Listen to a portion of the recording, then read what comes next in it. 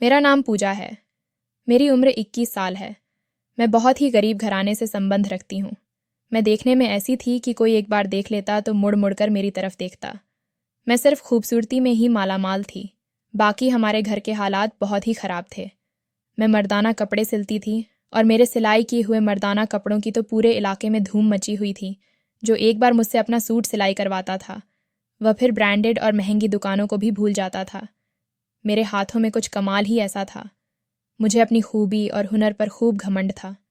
मेरे सिलाई किए हुए मर्दाना कपड़े बिल्कुल किसी ब्रांडेड दुकान से लाए हुए लगते थे।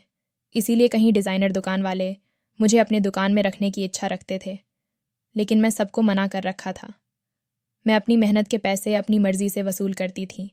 समय के साथ साथ मेरे हाथों में और भी सफाई आई गई और मुझ में थोड़ा बहुत घमंड भी आता चला गया। मुझे जहाँ फ़ायदा लगता है मैं वहीं काम करती थी और अब तो मर्दों से मुंह मांगी कीमत लेकर उनके कपड़े सिलाई किया करती थी। अभी मेरे पास लगभग 5 सूट पड़े थे जो कि सिलाई करके मुझे इस हफ्ते में दे देने थे। इसके अलावा मैं एक दुकान के लिए भी हर महीने कुछ सूट सिलाई कर दिया करती थी। मैंने एक नज़र अपने टूटे दीवारों में दरारें पड़ती कमरे में डाली जो कि जगह जगह से प्लास्टर उखड़ रहा था और उसमें दरारें आई हुई थीं। पूरा घर पुराना हो चुका था। मैंने ठंडी सांस भरी और फिर सोचने लगी कि इस महीने जितने भी पैसे आएंगे उनसे अपने कमरे की मरम्मत ज़रूर करवाऊंगी। इन्हीं सोचो मैं मग्न में एक मर्दाना सूट सिलाई करने में बिजी थी कि दरवाजे पर दस्तक हुई। मैंने अपनी छोटी बहन को आवाज़ दी कि जाकर दरवाजे पर देखो, मगर तभी मेरी माँ उठी और दरवाज़ा खोलने के लिए चली गई। ना जाने दरवाजे पर कौन था। एक पल को तो बिल्कुल ही खामोशी छा चुकी थी। मैं कपड़े सिलाई करने में बिजी थी कि तभी मुझे कमरे में एक भारी भरकम कदमों की आवाज़ सुनाई दी। वह कदमों की आवाज़ सुनकर मैं फ़ौरन नज़रें उठाकर दरवाजे की तरफ देखा। एक पल के लिए सामने खड़े आदमी को देखकर मैं सहम गई थी। सामने एक काला दानव की तरह आदमी खड़ा था। उसका कद कोई शायद 6 फीट से भी ऊपर का मालूम होता था। वह बहुत ही मोटा, काला और भद्दा था।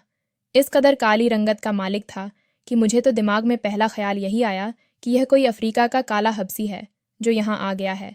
उसके मोटे मोटे भद्दे से नैन नक्श और काली रंगत, फिर उस पर उस इंसान की वह अजीब सी मुस्कुराहट देखकर सबसे पहले मुझे अपने दुपट्टे का ख्याल आया था जो मैंने गर्मी और घुटन की वजह से उतार कर साइड पर रख दिया था। मेरे लिए वह इंसान बिल्कुल अजनबी था।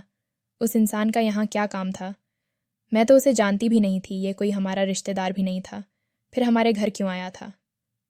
दूसरा सवाल मेरे दिमाग में ये आया कि मेरी माँ ने उसे अंदर आने ही क्यों दिया, यहाँ तक कि वह सीधा मेरे कमरे में बिना दस्तक के दाखिल भी हो गया। मेरी माँ भी कुछ पलों के बाद ही मेरे कमरे में आ गई। मैं सावलिया नज़रों से अपनी माँ को देखा और माँ ने मेरी तरफ देखा। तभी माँ बोली कि यह कह रहे हैं तुमसे सिलाई के बारे में बात करनी है। मुझे हैरत हुई थी, मगर शायद वह भी मेरा कोई ग्राहक ही था जो मुझसे अपना सूट सिलाई करवाना चाहता था। यही सोचकर मैंने उसे बिठाया तो उसने बगैर किसी लाख लपेट के अपनी बात कहानी शुरू की। टूटी फूटी हिंदी में बात कर रहा था कि उसे मेरे सिलाई किए हुए मर्दाना कपड़े बहुत पसंद आए हैं। उसके बाद वह जो बोला उसे सुनकर मेरे होश उड़ गए थे। वह कहने लगा, मेरा नाम एडी है। मैंने आपके सिलाई किए कपड़े एक दुकान से खरीदी थी और बड़ी मुश्किल से उस दुकान से आपका एड्रेस लेकर यहाँ पहुँचा हूँ। मैं चाहता हूँ आप मेरे साथ दुबई चले। वहाँ ऐसे डिज़ाइनर कपड़ों की बहुत मांग होती है। हाल में ही बड़ी ब्रांड का उद्घाटन हुआ है। मैं वहाँ आपके लिए बात भी कर ली है। अगर आप चाहे तो दुबई में कपड़े सिलाई करके रातों रात लाखों रुपए कम कर आप अमीर बन सकती हैं। उसकी बात सुनकर मैं दंग रह गई थी। कैसा अजीब इंसान था। उस इंसान से मेरी ना जान ना पहचान थी और वह यूं ही एक सांस में बात कहे जा रहा था। मैं टकटकी बांधे उसे देखते रह गई। उसने कहा कि मैं एक सूट जो यहाँ सिलाई करती हूँ, अगर दुबई में एक सूट ऐसा ही सिल दिया तो मुझे उसके 10 गुना ज़्यादा पैसे मिलेंगे। मैं तो आंखें झपकना ही भूल चुकी थी। माँ ने एक नज़र मेरी तरफ देखा। उनकी आंखों में भी चमक सी आ गई थी। मैं मानती हूँ उसकी बातें हम जैसे गरीब और ज़रूरतमंद लोगों के लिए चिंता का विजय हो सकती हैं, मगर मैं एक गैर आदमी पर आंखें बंद करके भरोसा नहीं कर सकती थी। मुझे उससे जान छुड़ाना चाहिए कि मुझे ज़्यादा का लालच नहीं है। मैं हिंदुस्तान में रहकर ही अपना गुजर बसर कर लूँगी। मगर तभी उस काले भद्दे इंसान ने एक नज़र मेरे टूटे फूटे से घर पर डाली, जिसका पेंट जगह जगह से उतर चुका था। दीवारों में कई सुराख हो चुके थे। छत से भी सीलन साफ दिखाई दे रही थी। एक दो तूफान तेज आ जाते तो हमारा घर शायद ज़मीन पर ढेर हो जाना था। उसने एक नज़र चारों तरफ डाली और फिर बोला, आप ऐसे गुजर बसर करेंगे? क्या आप नहीं चाहती कि आपका यह पुराना मकान की जगह एक नया आलीशान महल जैसा घर खड़ा हो? आपको जो मौका मिला है वह हर किसी को नहीं मिलता, और आप जैसे और आपसे अच्छी हुनर की लड़कियां मुझे आसानी से मिल सकती हैं। आप सोच समझकर मुझे जवाब दे सकती हैं। यह कहकर उसने अपनी जेब से सिगरेट निकाली और लाइटर से जलाकर सिगरेट के कश लगने लगा। वह बड़े सुकून से मेरे पुराने से कमरे में बैठा, मेरे जवाब के इंतज़ार में था। मैं सोच में पड़ चुकी थी। बात तो उसकी ठीक थी। मैं कौन सा अनोखा काम जानती थी? यहाँ मुझे अच्छी सिलाई वालों से दुनिया भरी पड़ी है, और यह मौका बार बार भी नहीं मिलता। मुझे आगे तो बढ़ना था। मैं अपने घर की एक अकेली कमाने वाली थी। पापा मेरे मर चुके थे। बहन भाई सब छोटे थे। खर्च और बढ़ती महंगाई ने कमर तोड़कर रख दी थी। मैं हिंदुस्तान में रहकर जी तोड़ मेहनत भी कर लेती तो 2000 से ऊपर सिलाई के पैसे नहीं ले सकती थी। लेकिन दुबई के दिरहम थे। मेरे पास ज़्यादा पैसा कमाने का मौका बार बार नहीं आ सकता था। मैं अभी यही सोच रही थी। इससे पहले कि मैं कुछ और कहती, उस इंसान ने अपनी जेब से चेक निकाला और मेरी माँ की तरफ बढ़ा दिया। कहने लगा, यह एक मामूली सा एडवांस है। अगर आप मेरी ऑफ़र को स्वीकार कर लें तो मैं आपको इससे 2 गुना पैसे और दूंगा, ताकि आप अपना घर अच्छी तरह से मरम्मत करवा सके। मेरी माँ ने जब चेक देखा तो एक पल को मेरी माँ के हाथ कांप उठे थे। उन्होंने खुद को संभालते हुए अपने सूखे होठों पर जुबान फेरी और चेक मेरी तरफ बढ़ा दिया। चेक पर लिखा। पैसे देखकर तो मैं भी हैरान हो चुकी थी। चेक पर तो 10 लाख रकम थी। मैं बड़ी हैरान रह गई थी। उस इंसान ने तो मुझे अभी से ही 10 लाख दे दिए थे। मेरे दिल में लालच जाग उठा था। मेरी माँ का भी कुछ ऐसा ही हाल था। मुझे लगा, शायद यही आखिरी मौका है अपनी किस्मत संवारने का। मुझसे पहले ही मेरी माँ बोली कि मेरी बेटी दुबई ज़रूर जाएगी, आप बस उसके जाने के इंतज़ाम कर दें। माँ की जल्दबाजी पर मैं हैरान हो चुकी थी। वह इंसान तो खुशी से फूले नहीं समा रहा था। वह वहाँ से बाकी के मामले तय करने के लिए जा चुका था, जबकि मैं माँ को देखने लगी। मेरे हाथ में बैठे बैठे 10 लाख रुपए आ चुके थे, मगर वह इंसान इतनी बड़ी रकम हम लोगों को क्यों देकर गया था? इतनी रकम तो मैं ज़िंदगी में पहली बार देखी थी। पापा के मरने के बाद अपनी दोनों बहनों और छोटे भाई की जिम्मेदारी मुझ पर आ चुकी थी। मैंने ज़्यादा पढ़ाई तो नहीं की थी, मगर भगवान ने मुझे ये हुनर दे रखा था कि मैं बहुत ही अच्छे कपड़े सिलाई कर लिया करती थी। मैं गरीब थी। इतना ही कमा पाती थी कि महीने के आखिर में अपने बहन भाइयों की पढ़ाई का खर्चा और बाकी घर का ज़रूरी सामान खरीद पाती थी। बाकी की इच्छाएं तो मैं जैसे बरसों पहले ही दिल में दफन कर ली थी, मगर अब जब यह दुबई जाने की ऑफ़र सुनी तो मेरी खुशी की कोई हद ना रही थी। मेरी माँ मुझे दुबई भेजने के लिए तैयार हो गई थी। कहने लगी, हमारे हालात बदल जाएंगे। मेरी माँ तो वैसे भी थोड़ा लालची टाइप की थी, या फिर तंगी सहते सहते वह थक चुकी थी। मेरा दिल अभी भी अंदर से थोड़ा डरा हुआ था, मगर अपने बहन भाइयों के अच्छे फ्यूचर के लिए और अपनी माँ की सारी इच्छाओं को पूरा करने के लिए मुझे यह कुर्बानी देनी पड़ी, और मैं दुबई जाने के लिए हाँ कर दी। कुछ ही हफ्तों में तमाम ज़रूरी कागजात तैयार कर लिए गए। वह काला सा इंसान, जिसका नाम उसने एडी बताया था, कई बार घर आकर मुझे ज़रूरी कागजात पर साइन ले चुका था। मुझे पढ़ना तो नहीं आता था, लेकिन बस अपना नाम लिखना जानती थी। उसने कहा, 2 साल का कॉन्ट्रैक्ट है, 2 साल से पहले न तुम हिंदुस्तान वापस आ सकती हो, न ही कहीं और किसी जगह काम कर सकती हो। मेरे सामने कॉन्ट्रैक्ट पेपर के साथ 15 लाख का चेक भी रखा हुआ था, इसलिए बिना सोचे समझे मैं साइन कर दिए। कुछ ही दिनों में मेरा वीज़ा, टिकट सब कुछ बन चुका था, और फिर मैं अपनी माँ और बहन भाइयों को छोड़कर दुबई के लिए रवाना हो गई। एडी मेरे साथ ही जा रहा था। मैं देखने में बहुत ही खूबसूरत थी।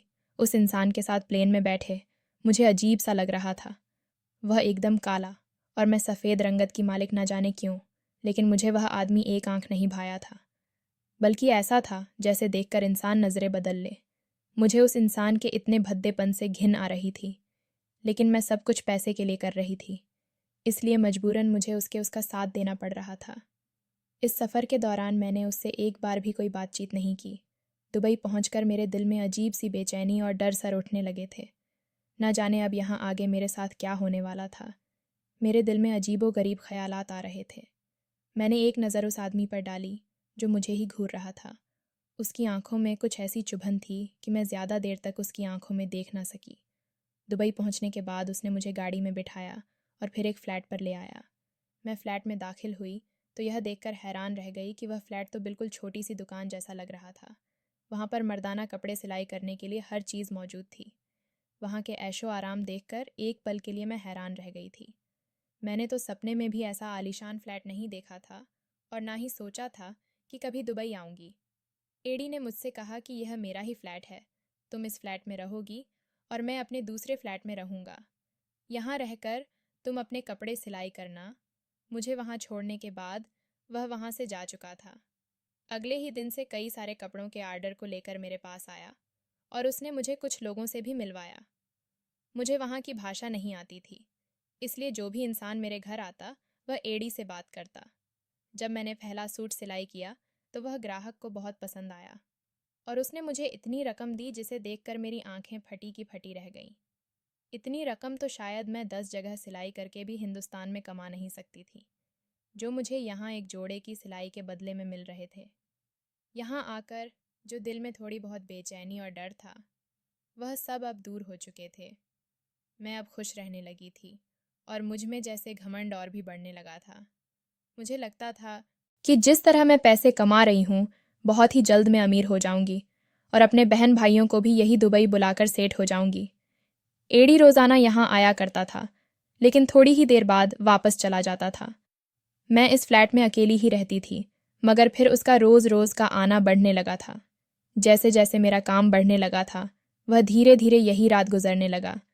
इस फ्लैट में 4 कमरे थे, 2 सिलाई के लिए, और एक कमरा मेरा था और एक कमरा हमेशा लॉक ही रहता था।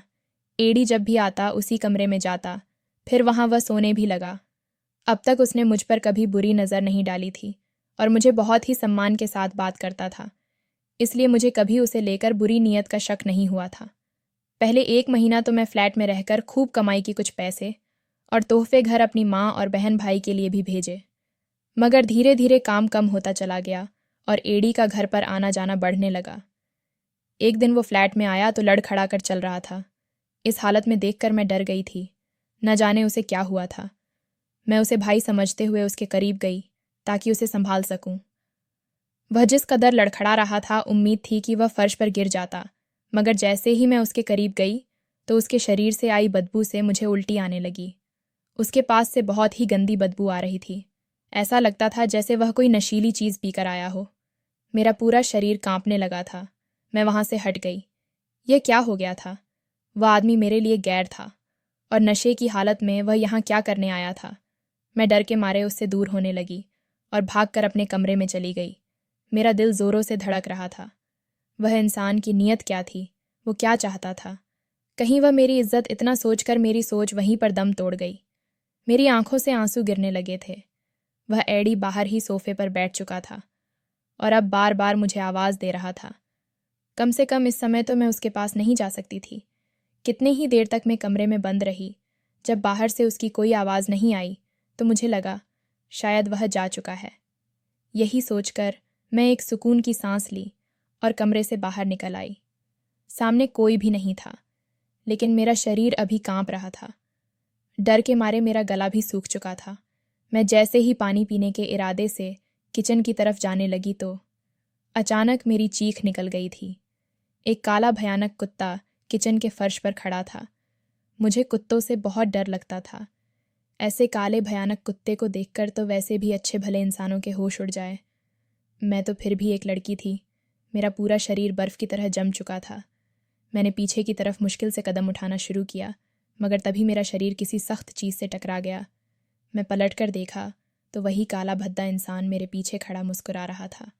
मुझे यूं डरे देखकर उसके चेहरे पर मुस्कुराहट फैली और कहने लगा, कब से आवाज़ दे रहा हूँ आपको, आखिर आप बोल क्यों नहीं रही थी? तुम्हारे लिए कपड़ों का आर्डर लाया हूँ। बड़ी तेज़ी से उसने मेरा हाथ पकड़ा था। मैं उस कुत्ते के डर से कांप रही थी। मैंने मुश्किल से कुत्ते की तरफ इशारा किया। डर के मारे मेरे मुंह से आवाज़ भी नहीं निकल रही थी। वह इंसान इतने बड़े खतरनाक कुत्ते को देखने के बावजूद नॉर्मल खड़ा था। मैं कांपती हुई आवाज़ में बोली, वह कुत्ता, उसे मारो। मगर उसका हंसना बुलंद हुआ था। उसका हर एक अंदाज मुझे चौंक रहा था। उसने मेरे सिलाई वाली मेज़ पर मुझे बिठाया और फिर बड़े आराम से उस कुत्ते के पास जाकर उसे अपने गोद में उठा लिया। वह इंसान मेरे पास आने लगा तो मैं डर के मारे चिल्लाने लगी। मुझे लगा शायद डर से आज मेरी मौत ही हो जाएगी। कहने लगा, ये ब्लैक माइकल है, मेरा दोस्त है, मेरी जान है, मुझे इस कुत्ते से बहुत मोहब्बत है। वह मेरे पास आया और बोला, मुझे आज किसी इंसान की नहीं बल्कि अपने इस कुत्ते के कपड़े सिलाई करवाने हैं। तुम अगर मेरे इस पालतू कुत्ते के कपड़े सिलाई करोगी तो तुम्हें मुंह मांगी रकम दूंगा। मैं तो उस कुत्ते को देखकर सांस लेना भूल गई थी, तो मैंने इनकार कर दिया। तो कहने लगा, तुम क्यों डर रही हो? यह पालतू है, तुम्हें कुछ नहीं करेगा। मैं तुम्हें इसके सिलाई के 5 लाख दूंगा। 5 लाख सुनकर मैं खामोश हो गई। अभी कल ही मेरी माँ से मेरी बात हुई थी। मुझसे छोटी बहन का बहुत अच्छी जगह रिश्ता आया था, लेकिन वह शादी जल्दी करने को कह रहे थे। मेरी माँ ने मुझसे कहा कि मैं उन्हें जल्द से जल्द शादी के लिए पैसे भेजूं। मेरे लिए यह अच्छा मौका था। वह अब भी नशे में था, मुझे बड़े गौर से देख रहा था, और उस आदमी के हाथ में कुत्ता भी उसी के जैसी रंगत का काला था।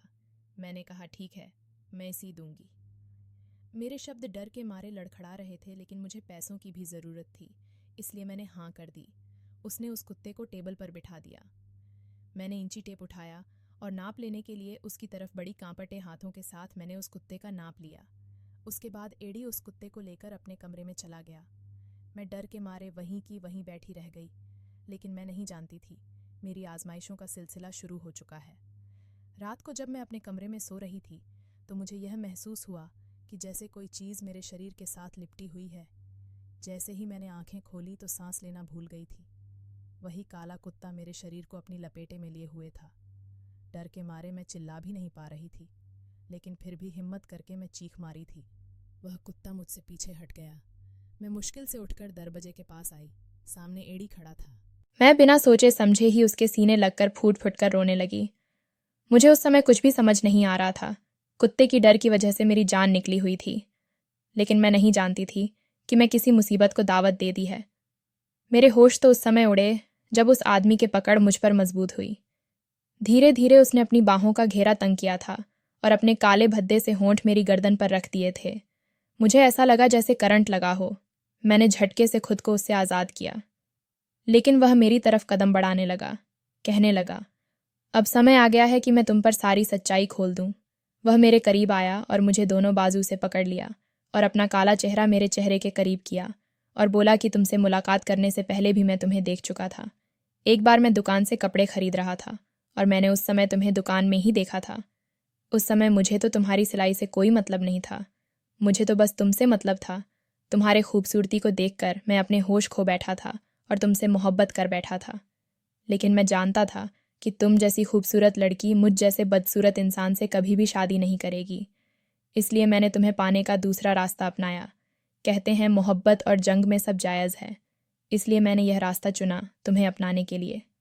जब तुम वहाँ से चली गई तो मैं तुम्हारा पीछा किया, तुम्हारा घर देखा और फिर उसी दुकान के ऑनर से तुम्हारे बारे में मालूमात कि मैं तुम गरीब और मजबूर लड़की थी, इसलिए मैंने तुम्हारी मजबूरी की कीमत लगाई थी।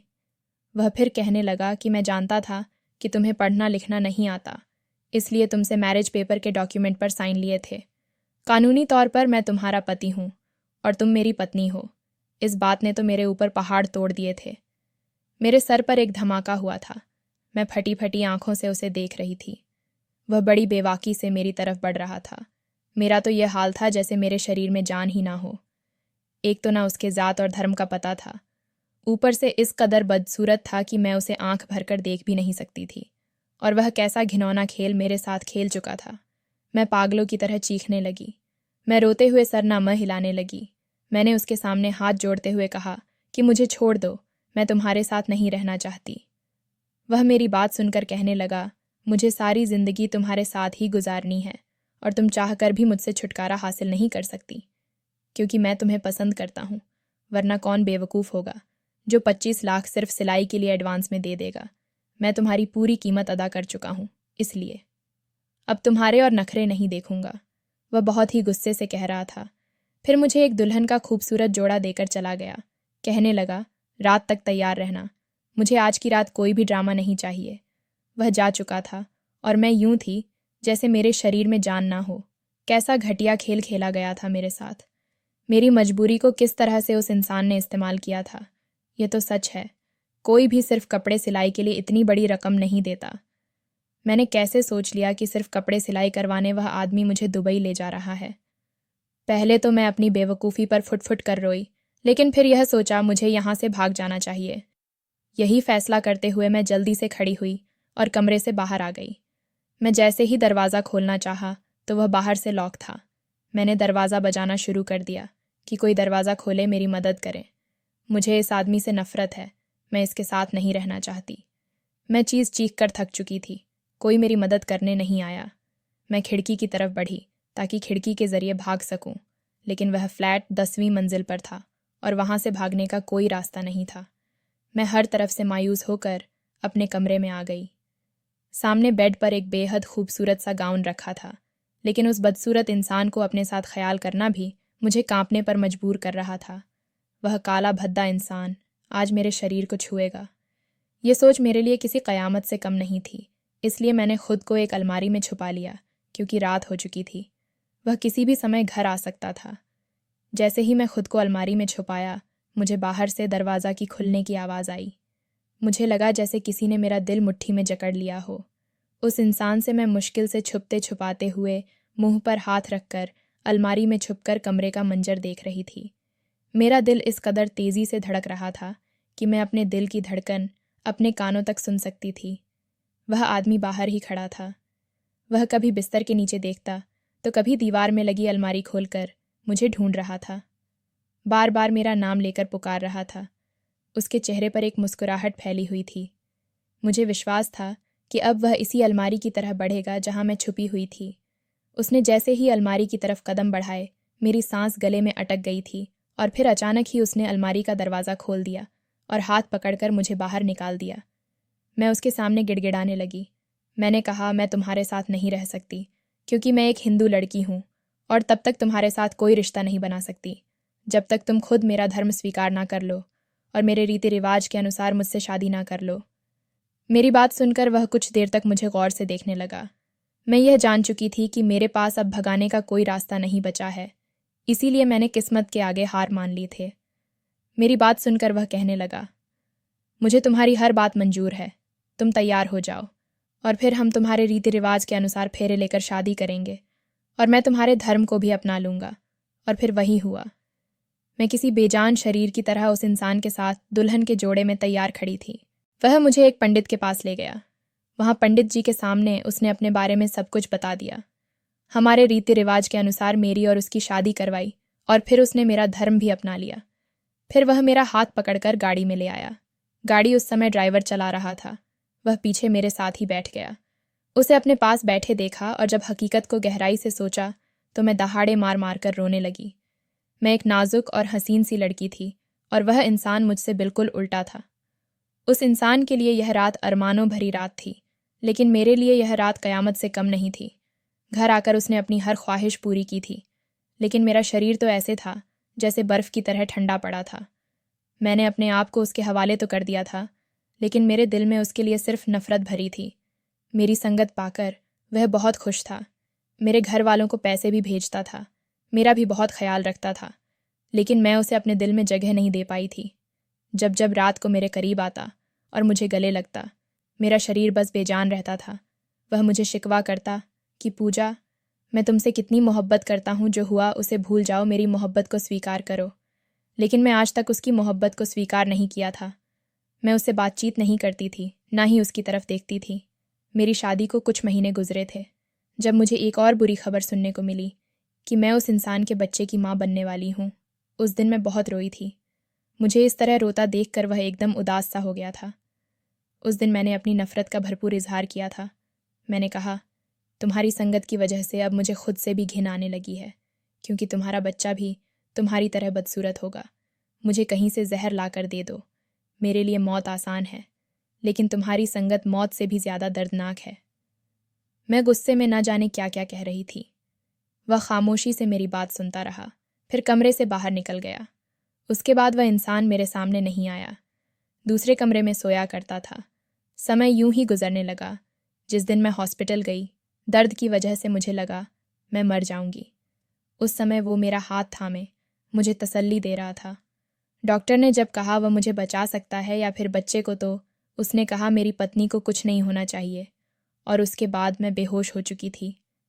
जब मुझे होश आया तो मेरे कानों में बच्चे की रोने की आवाज़ सुनाई दी। मैंने आंखें खोली तो मेरा बच्चा भी जिंदा था और बहुत ही प्यारा था। उसने अपने पापा का रंग लिया था और मेरे नैन नक्श। बहुत ही खूबसूरत था। मेरा बच्चा उसे देखते ही मेरे दिल में ममता जाग उठी थी, लेकिन एडी कहीं नहीं था। मैंने नर्स से उसके बारे में पूछा तो वह कहने लगी, आपको ब्लड की ज़रूरत थी। आपके पति ने आपकी खातिर अपनी भी परवाह नहीं कि वह सिर्फ एक खून की बोतल दे सकते थे, लेकिन उन्होंने आपको अपनी बॉडी का आधा खून देकर आपकी ज़िंदगी बचाई है। हमारे लाख मना करने पर भी वह आपको बचाने पर ज़िद पर अड़े हुए थे। इस समय वह आईसीयू में है और यह सुनकर पहली बार मेरा दिल उस इंसान के लिए तड़पता था। मैं फ़ौरन से उठी। नर्स ने मुझे मना किया उठने से, लेकिन मैं नहीं मानी और आईसीयू में आ गई। वह बेड पर आंखें बंद की लेटा था। आज ना मुझे उससे घिन आ रही थी, ना ही वह मुझे भद्दा लग रहा था। सामने लगी मशीन उसकी डूबती सांसों की खबर दे रही थी। मैं रोते हुए उसके साथ लग गई। उसने ज़रा सी आंखें खोलीं, कहने लगा, मैंने अपनी मोहब्बत के चक्कर में तुम्हारी ख्वाहिश का ख्याल नहीं रखा। मुझे लगा था मेरी मोहब्बत पकार, तुम मेरी इस गलती को माफ़ कर दोगी, लेकिन मुझे नहीं पता था तुम मुझसे इतनी नफ़रत करती हो। उसकी आंखों से आंसू बह रहे थे। वह कहने लगा, मैं काला ज़रूर हूँ, लेकिन पत्थर दिल नहीं हूँ, वरना तुम्हें पाने में इतना समय न लगाता। जिस दिन पहली बार तुम्हें दुबई लाया था, उसी रात में तुम्हारा फ़ायदा उठा सकता था, लेकिन मैं तुमसे मोहब्बत करता था और तुम्हारी मोहब्बत के इंतज़ार में था कि मेरी मोहब्बत पाकार। शायद तुम्हारे दिल में भी मेरे लिए मोहब्बत जाग उठेगी और ना ही तुम्हारा धर्म अपनाता।